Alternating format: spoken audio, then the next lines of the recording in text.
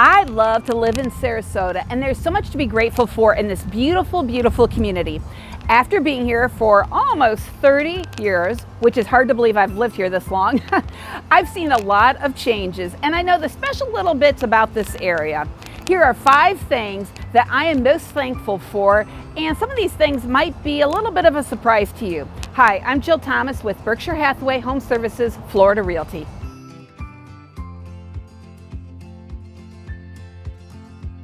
Here are 5 things that I'm most thankful for about living in Sarasota.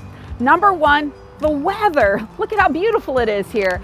And it's just fabulous. Florida is truly the sunshine state. I remember living in Ohio and counting how many days would go by where we did not see the sun. There are only a handful of days throughout the year when we don't see sunshine here. And even rainy days can still be sunny days, and sometimes I still want to wear my sunglasses when it's pouring down rain and I'm driving around town. Now I know some people say they don't care for the humidity and heat, but I say bring it on, because we do not get any snow. Like I said, we have sunshine for days on end. Look how beautiful it is here. It's early November, and I know people up north who are already getting snow, and I'm outside doing this video. It's a little windy today, which is okay, and I'm actually kind of warm wearing a long sleeve shirt out here doing this, but like I said, no snow. And then here's kind of an upside that many people don't think about, because we do have humidity, is you don't get that severe, dry, itchy skin like you do up north, where you just want to put lotion on all day long. We don't get severe chapped lips.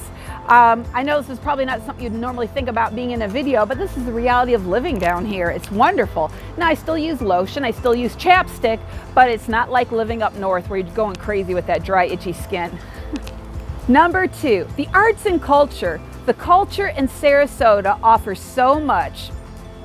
Not only do we have the Ringling School of Art and Design and the beautiful Ringling Museum, but there's a lot more, and there's really something for everyone.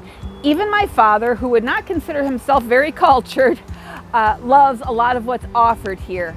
First of all, there's a lot of venues for live theater, which is my absolute favorite. I love going to the theater. If you attend a show at the Van Wezel or the Oslo Theater here in Sarasota, you can plan on spending at least $80 for a ticket. But there's a good number of local small theaters around here where you can see a wonderful show for $30 or less. I go to a lot of the local theaters, and it's just top notch, really. Now, if you hear a Fiddler on the Roof or Bright Star coming anywhere to our area, like really even within 2 hours, let me know, because my dad is pretty anxious to go, and he asks me all the time if I've found where Fiddler or Bright Star is going to be at, where we can attend that show. Sarasota also has its own ballet, opera, and orchestra, which is pretty incredible that our town really isn't that big, but we have all these wonderful things that's offered. And like I said, there really is something for everybody. Number 3, the entertainment, festivals, and attractions. Now there is a fine little blurred line between the arts and culture and these festivals and attractions, but it's definitely worthy of its own category. Just to give you an idea of some of the things that we have all the time or on an annual basis around here is the Chalk Art Festival that's in Venice, the Sarasota Film Festival, the Siesta Key Crystal Classic Sand Sculpting Festival. Okay, I said it pretty well. Try to say that 3 times fast. We have various food festivals, art fairs, Sarasota Polo Club, Moat Marine Laboratory, Skieries, Water Ski Show, Sarasota Jungle Gardens, Big Cat Habitat, the list goes on. And then during the holidays, there's actually a lighted boat parade. Now that's not something you're gonna see up north, and even if you could have it, I think it would be pretty cold. So it's wonderful that we can have something like that. Plus, for those who love sports, especially baseball, this is the area to be.